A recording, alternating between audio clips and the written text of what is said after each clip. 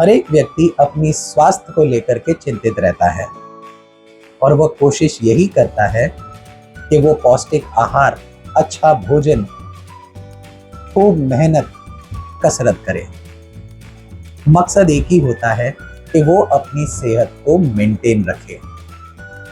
लेकिन कभी कभी किसी बीमारी की वजह से हम बीमार पड़ जाते हैं और इस बीमारी को दूर करने के लिए हम डॉक्टर्स के पास जाते हैं। जब डॉक्टर भी आइडेंटिफाई न कर पाए कि हम किस बीमारी से जूझ रहे हैं, तो वो हमें ब्लड रिपोर्ट, यूरिन रिपोर्ट या स्टूल रिपोर्ट निकालने की सलाह देते हैं।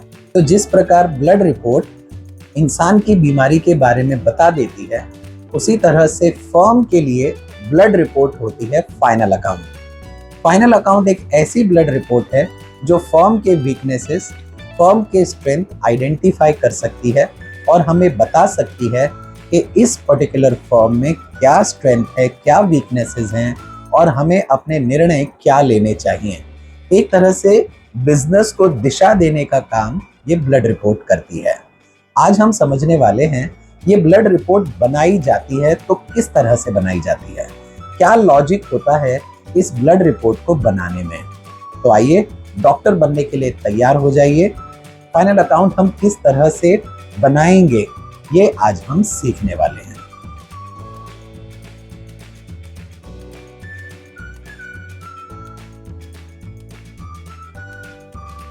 दोस्तों, आप पाएंगे बिजनेस में बहुत से ट्रांजैक्शंस होते हैं। यानी हम गुड्स खरीदते हैं, हम गुड्स बेचते हैं, हम इलेक्ट्रिसिटी बिल पे करते हैं, रेंट पे करते हैं, हम तमाम तरह के एक्सपेंसेस करते हैं और ये सभी एक्सपेंसेस को हम बकायदा रिकॉर्ड करते हैं with the help of documents. यानी हमारे पास अकाउंटिंग डॉक्यूमेंट्स होते हैं जिनके जरिए हम ये ट्रांजैक्शंस को जर्नल एंट्री में लिखते हैं। हमें पता है journal is the book of prime entry, ये सबसे पहली बुक ऑफ अकाउंट है। और दूसरी बुक ऑफ अकाउंट है लेजर, जिसमें हम पोस्टिंग करते हैं जर्नल एंट्रीज की। ये दो ही बुक्स ऑफ अकाउंट्स कहलाती हैं, यानी जर्नल और लेजर। जब ये लेजर हम पोस्टिंग कर लेते हैं, at the end of the year, यानी जैसे ही साल कंप्लीट होता है, हम सभी लेजर अकाउंट्स को क्लोज करते हैं और क्लोज कर हम बनाते हैं ट्रायल बैलेंस। हो सकता है कि कोई हमने गलती की हो या कोई मिस्टेक या कोई एरर आ गया हो। इस एरर को रेक्टिफाई करने के लिए हम रेक्टिफाइंग एंट्री पास करते हैं और बाद में हम तैयार करते हैं फाइनल अकाउंट। तो ये 7 स्टेप्स हैं, 7 प्रोसीजर्स हैं जो हम बेसिकली फॉलो करते हैं एवरी ईयर अपने फाइनल अकाउंट को बनाने के लिए।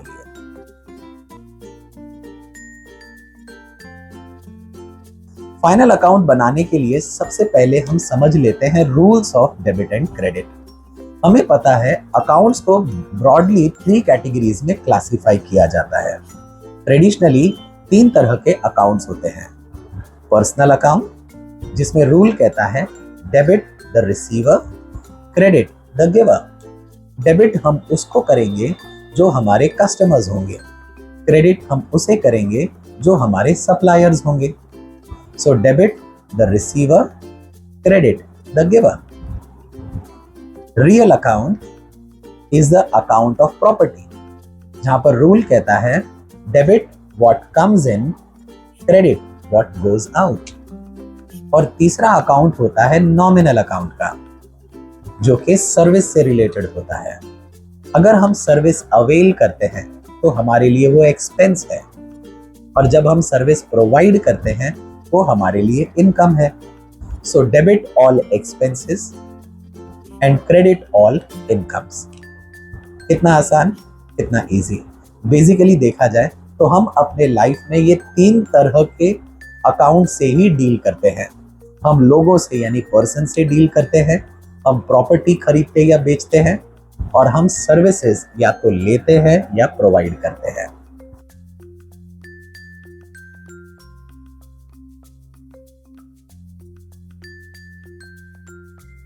जब भी फाइनल अकाउंट हमें बनाना होता है, उसके लिए हमें जरूरत पड़ती है 2 चीजों की। पहला है ट्रायल बैलेंस जो हमें लेजर अकाउंट्स क्लोज करने पर मिलता है। और दूसरा है एडजस्टमेंट्स।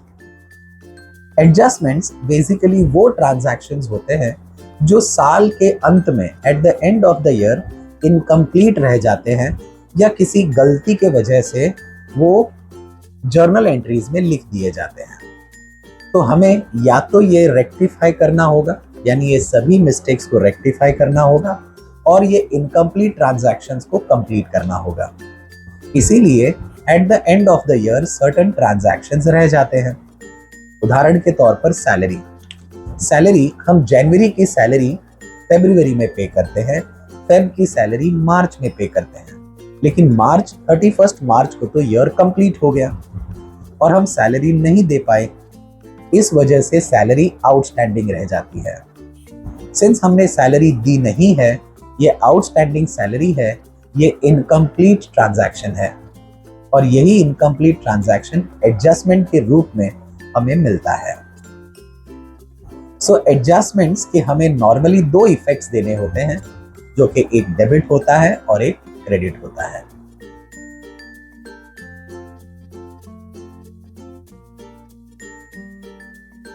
आगे बढ़ते हैं। What is the logic behind preparing final account? मान लीजिए हमारी एक इलेक्ट्रॉनिक शॉप है, एक इलेक्ट्रॉनिक की दुकान है, जहां पर हम इलेक्ट्रॉनिक के सामान खरीदते हैं और बेचते हैं।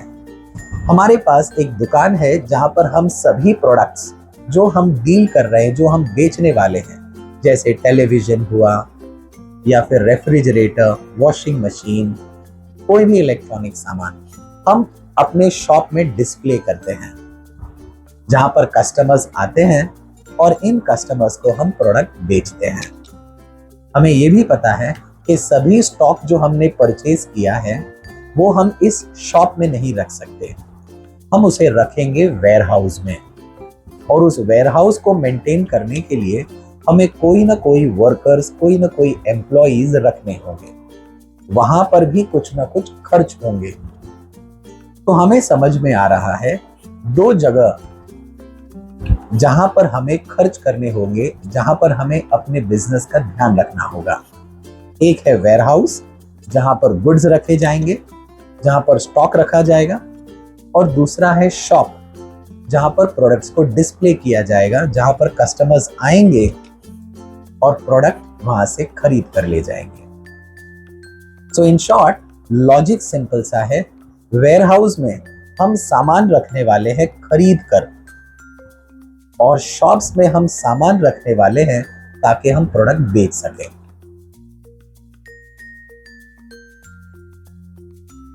ट्रेडिंग अकाउंट में बेसिकली वो खर्चे लिखे जाते हैं जो वेयरहाउस से रिलेटेड होते हैं, जो स्टॉक से रिलेटेड होते हैं। ये सभी खर्चों को डायरेक्ट एक्सपेंसेस भी कहा जाता है। जैसे एग्जांपल के तौर पर गुड्स खरीदना। अब जब हम गुड्स खरीदते हैं तो खरीदकर हम इसे रखेंगे कहाँ? स्वाभाविक है हम इसे वेयरहाउस में रखेंगे। तो जो भी खर्चे हम गुड्स परचेज करने के लिए, अक्वायर करने के लिए करते हैं, उन्हें हम रिकॉर्ड करेंगे एक ऐसे नॉमिनल अकाउंट में जो इन एक्सपेंसेस को रिकॉर्ड करेगा। उस नॉमिनल अकाउंट का नाम है ट्रेडिंग अकाउंट। सो ट्रेडिंग अकाउंट में हम गुड्स रिलेटेड एक्सपेंसेस लिखते हैं, जिन्हें हम डायरेक्ट एक्सपेंसेस भी कहते हैं। जैसे एग्जांपल के तौर पर हम मटेरियल्स खरीदेंगे, हम गुड्स खरीदेंगे, तो गुड्स के 3 तरह के नाम होते हैं, जिसे हम ओपनिंग स्टॉक कहते हैं। जो पिछले साल का सामान बच गया वो हम इस साल यूज करेंगे और उसे बेच देंगे। ऑब्वियसली ये खर्चा हमने ट्रांसफर किया है पिछले साल से इस साल, तो अब ये खर्चा इस साल का है, इसे हम कहेंगे ओपनिंग स्टॉक। दूसरा, हम नए सामान खरीदेंगे जिन्हें हम परचेजेस लिखेंगे, और जो सामान at the end of the year बच जाएंगे वो एक्सपेंसेस को हम ट्रांसफर करेंगे नेक्स्ट ईयर के लिए, उसे हम कहेंगे क्लोजिंग स्टॉक। तो हमें समझ में आ रहा है कि गुड्स से रिलेटेड खर्चों के नाम होते हैं ओपनिंग स्टॉक, परचेजेस और क्लोजिंग स्टॉक। कभी कभी ऐसा हो सकता है कि गुड्स खराब हो जाए या गुड्स चोरी हो जाए, ये भी एक फॉर्म है जो हमें लिखना होगा ट्रेडिंग अकाउंट में। तो याद रहे, अगर गुड्स आता है बिजनेस में तो हम उसे ऐड करेंगे, डेबिट करेंगे, और जो अगर गुड्स बिजनेस से चला जाएगा हम उसे माइनस करेंगे यानी क्रेडिट करेंगे। कितना आसान, कितना इजी। सो मटेरियल से रिलेटेड खर्चे हम ट्रेडिंग अकाउंट में लिखेंगे। और कौन से खर्चे हम लिखते हैं? जो भी खर्चे हम वेयरहाउस में करेंगे, यानी वो खर्चे जो एक्सपेंसेस, जो डायरेक्ट एक्सपेंसेस होते हैं। जैसे एग्जांपल के तौर पर हमने गुड्स मंगवाया, अब गुड्स तो उड़ करके हमारे वेयरहाउस में आएगा नहीं, हमें ट्रक के जरिए, टेम्पो के जरिए इस गुड्स को मंगवाना होगा, तो हमें पे करना होगा कैरेज। कैरेज जनरली एक ट्रांसपोर्टेशन एक्सपेंस है जो हमें पे करना होता है गुड्स खरीदने के लिए। अगर हम गुड्स इंपोर्ट करते हैं, दूसरे कंट्री से मंगवाते हैं, तो हमें पे करना होगा इंपोर्ट ड्यूटी। और जब वो जहाज से सामान उतरेगा तो उसके डॉक पर रखना होगा, जहां पर हमें पे करना होगा डॉक चार्जेस और कस्टम ड्यूटी। तो ये सभी खर्चे हमने किए ताकि हम गुड्स को अक्वायर कर सके, गुड्स को प्राप्त कर सके। इसीलिए ये सभी खर्चे लिखे जाएंगे ट्रेडिंग अकाउंट में। जब ये गुड्स हमारे फैक्ट्री में या हमारे वेयरहाउस में आ जाएंगे, तो वेयरहाउस में फैक्ट्री से रिलेटेड एक्सपेंसेस होते हैं, जिन्हें हम फैक्ट्री ओवरहेड्स कहते हैं या फैक्ट्री एक्सपेंसेस कहते हैं।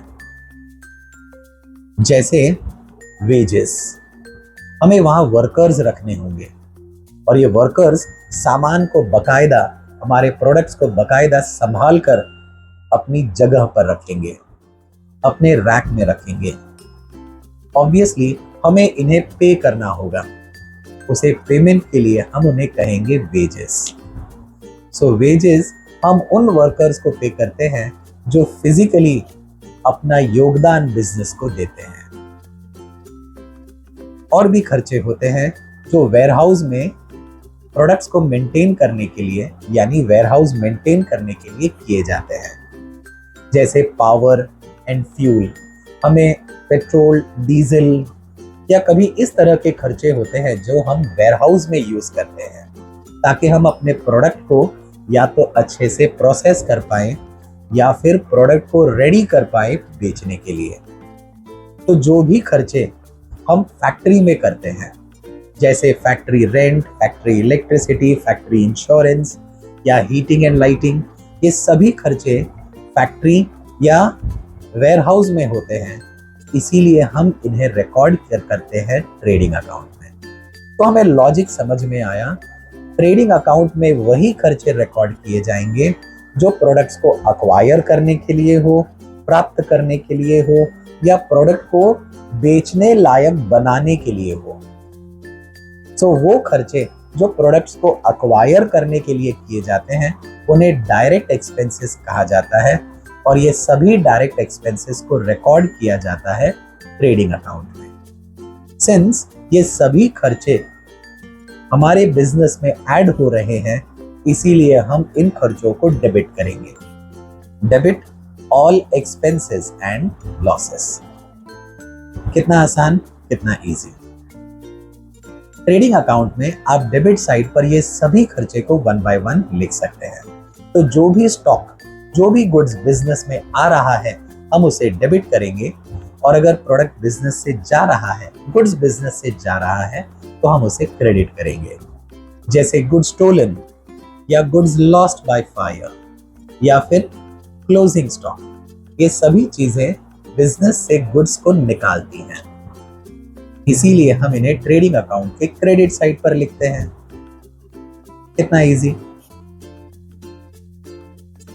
जब हम प्रोडक्ट बेचते हैं तो ये प्रोडक्ट हमारे बिजनेस से चले जाते हैं, हम इन्हें कहेंगे सेल्स।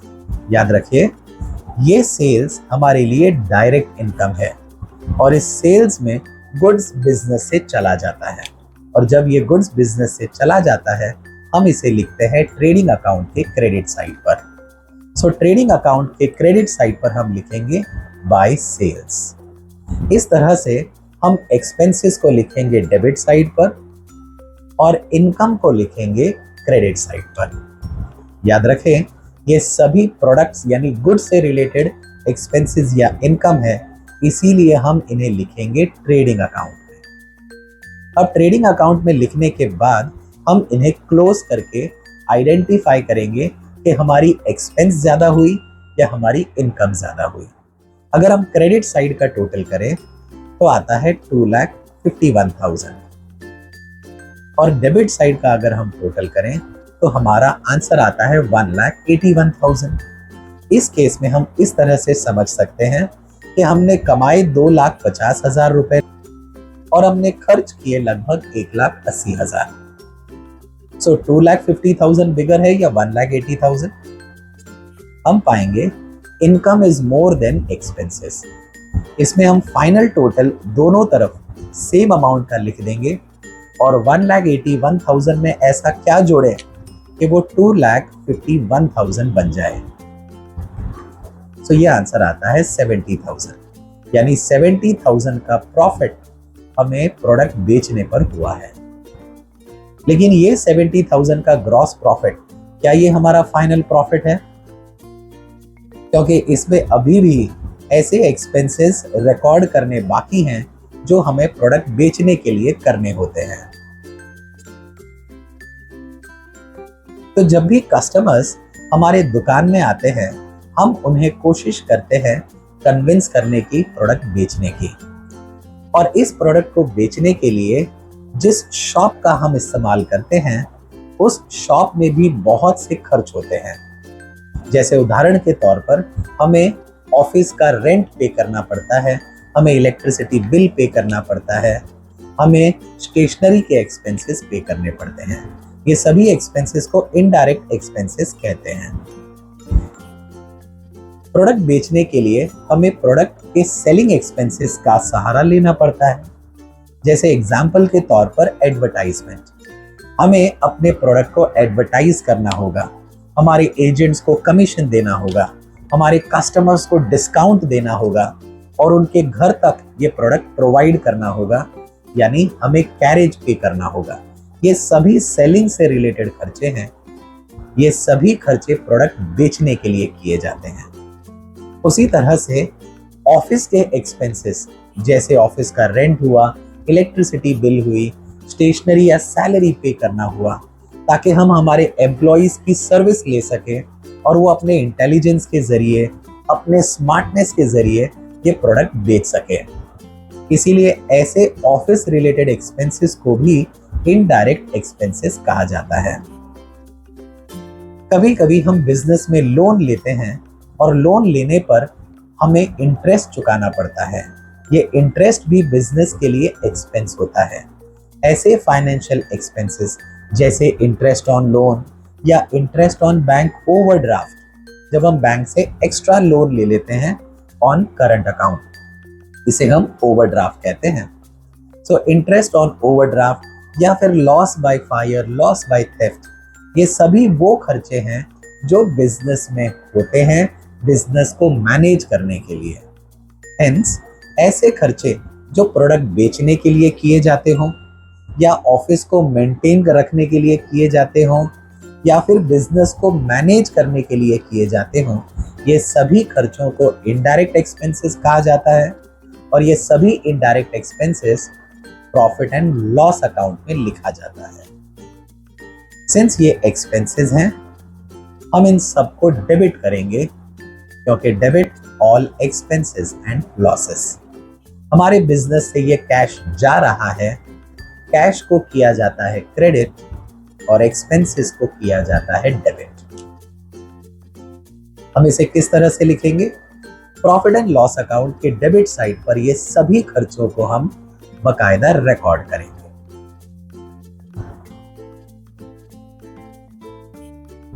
तो जिस प्रकार से इनडायरेक्ट एक्सपेंसेस हुए, बिजनेस में कुछ इनडायरेक्ट इनकम्स भी होती हैं।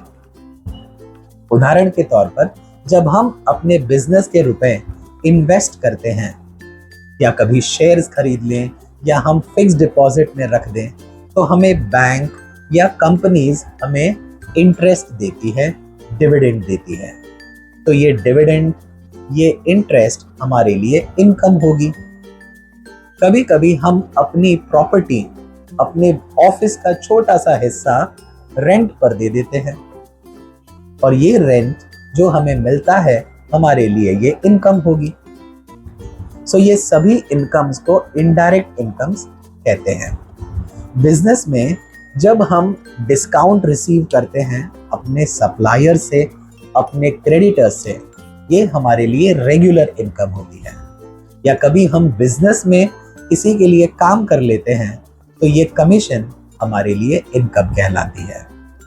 सो दो ऑपरेटिंग इनकम्स होती हैं जिन्हें हम डिस्काउंट और कमीशन कहते हैं। बाकी सभी इनकम्स जैसे rent received, interest received, dividend received या profit on sale of asset, ये सभी को इनडायरेक्ट या फिर नॉन ऑपरेटिंग इनकम्स कहते हैं। ये सभी इनकम्स को इनडायरेक्ट इनकम्स कहेंगे और हम इन्हें लिखेंगे प्रॉफिट एंड लॉस अकाउंट में। सिंस ये इनकम है, यहाँ पर कैश हमें रिसीव हो रहा है, इसीलिए कैश को हम कर देंगे डेबिट, सो इनकम को कर देंगे क्रेडिट। कितना आसान, कितना इजी। इस तरह से हम इसे लिखेंगे। प्रॉफिट एंड लॉस अकाउंट के क्रेडिट साइड पर ये सभी इनकम्स को हम लिख देंगे। जो हमने ग्रॉस प्रॉफिट कमाया था वो भी तो हमारी इनकम थी, उस इनकम को हम क्रेडिट साइड पर लिख देंगे। सभी एक्सपेंसेस को डेबिट साइड और सभी इनकम्स को क्रेडिट साइड पर। सो ग्रॉस प्रॉफिट और बाकी सब इनकम जोड़ने पर हमारी इनकम बढ़ जाती है और साथ साथ में हमारे खर्च भी बढ़ जाते हैं। हम पाएंगे हमारी इनकम ज्यादा है और हमारे एक्सपेंसेस कम है, तो प्रॉफिट तो हम चुटकी में निकाल सकते हैं।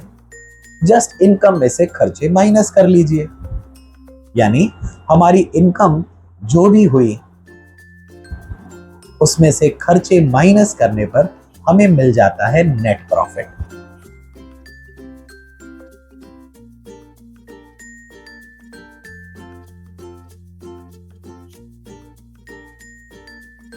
अब प्रश्न ये उठता है कि बिजनेस ने ये प्रॉफिट कमाया तो बिजनेस ये प्रॉफिट देगा किसे?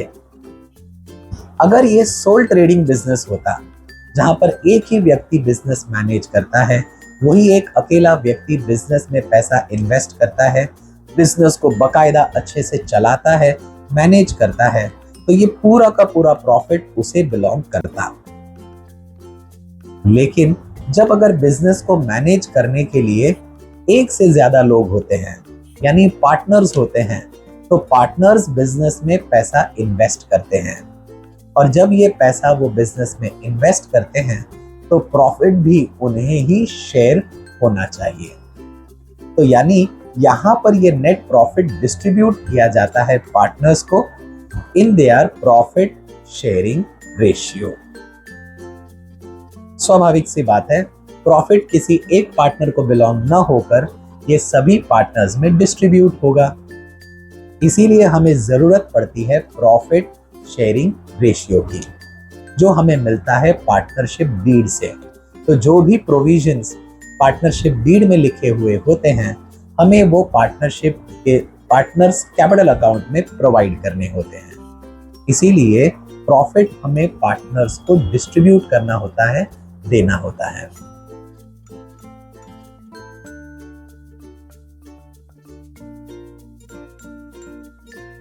नाउ बिजनेस में कुछ ऐसे एसेट्स, कुछ ऐसी लाइबिलिटीज होती हैं जो हमें प्रोवाइड करनी होती हैं। लाइबिलिटीज पर पहले फोकस करते हैं। सबसे पहली परमानेंट लाइबिलिटी होती है बिजनेस की कैपिटल, यानी ये एक ऐसा पैसा है जो बिजनेस लेता है पार्टनर से, और ये लेता तो है पार्टनर से लेकिन चुकाता कभी नहीं है, क्योंकि यही कैपिटल बिजनेस को स्ट्रेंथ देता है, बिजनेस को मजबूती देता है। ये बिजनेस की स्ट्रेंथ है। बिजनेस में बहुत सी और लाइबिलिटीज होती हैं जो बिजनेस को मजबूती देते हैं, स्ट्रेंथ देते हैं, जैसे bank loan, loan from partners या loan from outsiders and sundry creditors. ये ऐसी लाइबिलिटीज हैं जो बिजनेस को ताकत देती हैं, बिजनेस को मदद करती हैं अपने बिजनेस को मेंटेन करने के लिए। अब यही लोन के जरिए, यही पैसे कैपिटल के जरिए हम बिजनेस में असेट खरीदते हैं, प्रॉपर्टी खरीदते हैं। ये लाइबिलिटीज हमें स्ट्रेंथ देती हैं, लेकिन याद रहे बिजनेस को ये सभी रुपए चुकाने होंगे, और सिंस ये बिजनेस को चुकाना है, बिजनेस के लिए ये कर्जा है, और सिंस ये कर्जा है, ये बिजनेस के लिए सरदर्द भी कहलाता है।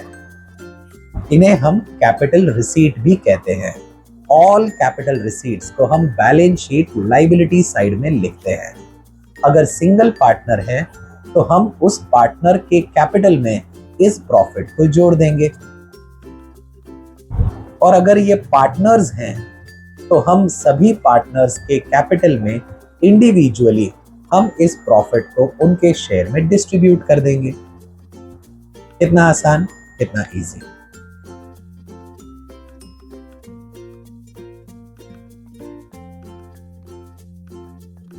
बिजनेस को सुचारू रूप से चलाने के लिए हमें प्रॉपर्टी की जरूरत पड़ती है।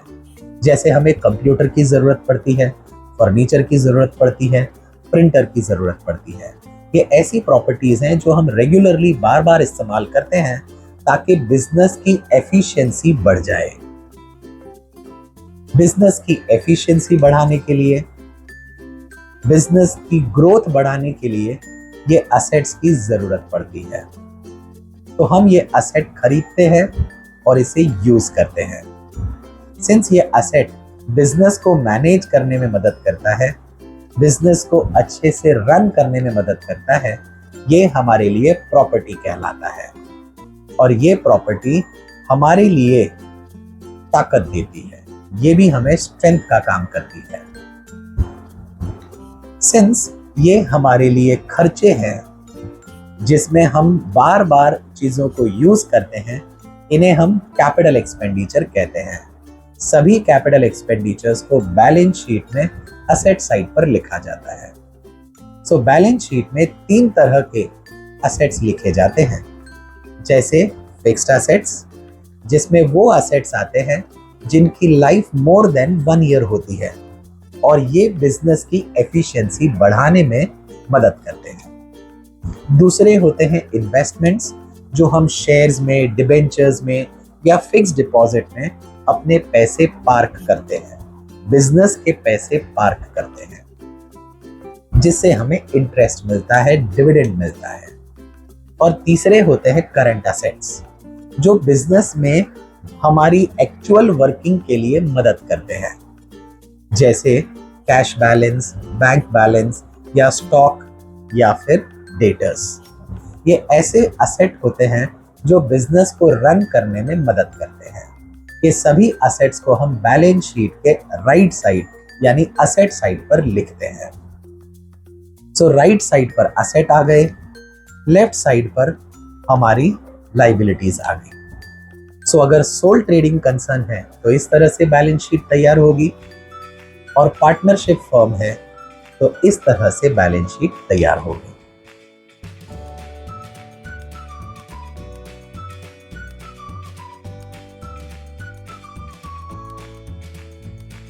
तो दोस्तों, हमने सीखा क्या लॉजिक है इस फाइनल अकाउंट बनाने में, क्योंकि ये फाइनल अकाउंट हमारी मदद करता है बिजनेस के स्ट्रेंथ और बिजनेस के वीकनेसेस को आइडेंटिफाई करने में।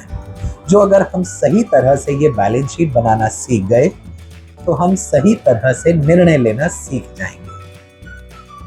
आइए मिलकर हम सीखते हैं ये फाइनल अकाउंट किस तरह से मेंटेन किया जाता है। मिलते हैं अगले वीडियो में। तब तक keep learning, keep growing and keep watching mentoring vision. Take care.